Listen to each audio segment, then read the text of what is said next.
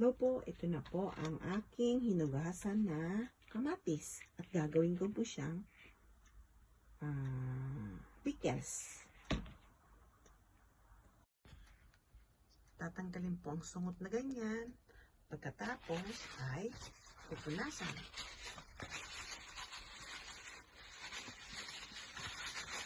Kailangan kong tuyong-tuyo siya. Kaya, ayan.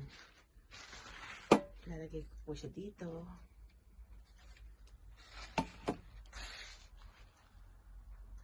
Ito po, natanggal ko na ng sungot. Hiniwalay ko po ang maliit at ang malaki. Lalagay ko na po siya sa isang garapon at lalagyan ng kantanso. Ito na po ang aking garapon na paglalagyan. Dalawa po sila, isang maliit, isang malaki. At ito naman po yung su na ilalagay daw. Lalagyan lang daw po nito at lagyan din daw ng tonggarasi para masarap. Tapos ibababad lang po, ganun lang po siya kadali. Pero hindi natin alam kung ano magiging lasa niya. Yan po, nilagay ko na po. Ang maliliit po dito lang yan. Ang maliliit na dyan. Pinunasan ko na po siya ng maigi at tuyong-tuyo na po yan.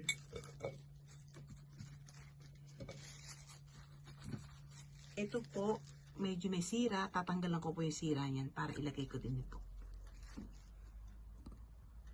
Ayan po yung may sira. Ginayat ko po siya, piniyak ko.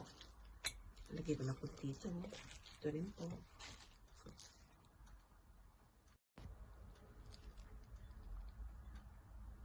Ito po yung malalaki, hinihiwa ko po siyang ganyan.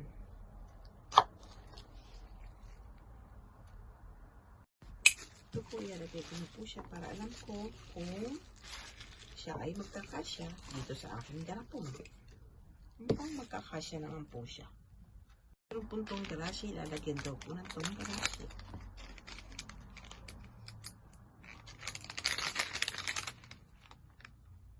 Ito po, lalagyan ko siya ng tonggarasi sa gilid-gilid.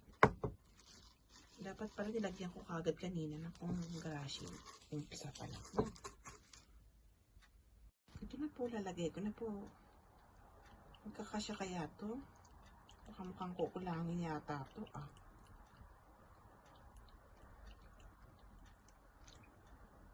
Meron pa po siyang sobrang konti at nailagay ko na po siya ng dalawa. Thanks for watching po. Sundan natin sa susunod na kabanata kung anong magiging lasa niya. Ito na po. Tomato. Bye-bye. Mata yoroshiku. Mata na.